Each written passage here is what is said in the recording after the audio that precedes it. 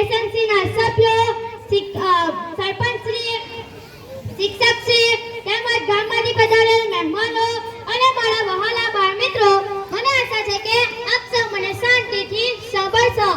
अभी तो इस शाहीन गैस की उड़ान बाकी है, अभी तो इस शाहीन गैस की उड़ान बाकी है, अभी तो इस परिंदे के लिए अभी तो इस परिंदे का असली इम्तिहान बाकी है।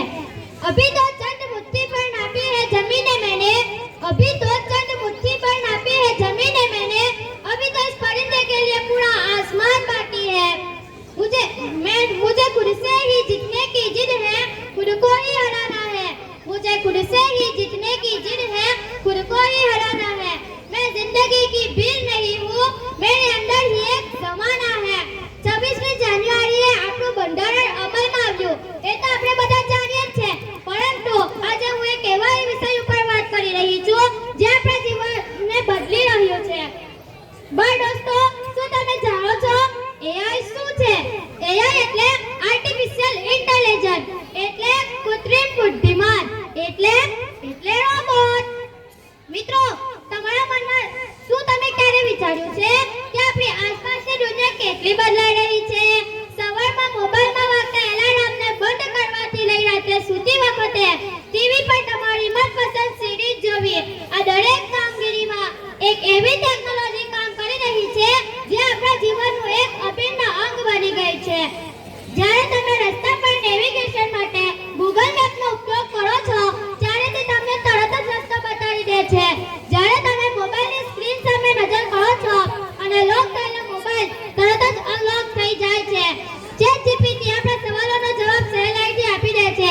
જ્યારે તમે મોબાઈલની સ્ક્રીન સામે નજર કરો છો અને મોબાઈલની સ્ક્રીન પર ટેપ થતું જાય છે, આ દરેક કામગીરીમાં તમે અજાણતા જ એક અદ્ભુત ટેકનોલોજીનો ઉપયોગ કરી રહ્યા છો જે આપણા આખા વિશ્વને બદલી રહી છે, આખા જીવનને બદલી રહી છે અને સાથે સાથે આપણા ભવિષ્યને પણ બદલી રહી છે। જેમ માણસને કોઈ માહિતીને સંપૂર્ણપણે વિચારીને સમજીને પ્રક્રિયા કર્યા પછી જ જવાબ આપે છે, તેમ એઆઈ રોબોટ પણ પોતાના પાસે રહેલા ઉપલબ્ધ ડેટાનો ઉપયોગ કરીને સમજી શકે છે, વિચારી શકે છે, પ્રક્રિયા પણ કરી શકે છે। પરંતુ જોજો, તમે આ ટેકનોલોજીથી ગભરાશો નહીં। આ ટેકનોલોજીનો સમજદારીપૂર્વક ઉપયોગ કરશો તેથી તમારા ભવિષ્યને સુધારી નાખશે। તમારા મનમાં ક્યારે ને ક્યારેક વિચારતા આવ્યો જ હશે કે આ સામે બેઠેલી કોઈ વ્યક્તિ છે કે શું, પરંતુ ના, આ એક રોબોટ છે।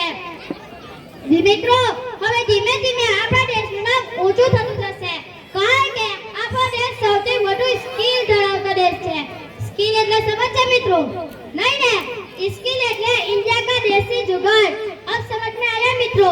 एआई रोबोट द्वारा डॉक्टरोने निदान કરવા માટે સહેલાઈ, શાળામાં શિક્ષકો સ્માર્ટ બોર્ડ વડે ભણાવવામાં સહેલાઈ, આ એઆઈએ આપણું કામ ઘણું સરળ બનાવી દીધું છે, પરંતુ યાદ રાખજો, તેની પાસે મગજ નથી જે આપણને કુદરતે આપેલી એક અનમોલ ભેટ છે।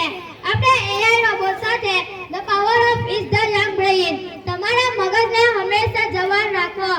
એઆઈ રોબોટને ચલાવવા માટે માણસનું મગજ તો જશે જ, તો શું આપણે એઆઈને આપણો મિત્ર ન બનાવી લઈએ?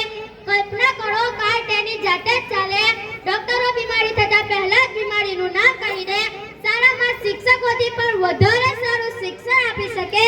આ કોઈ કલ્પનાની કહાની નથી, આ એક એઆઈ રોબોટ છે। अंते अमुक पंक्ति कहिए वो मारी वाली में विराम आपीश।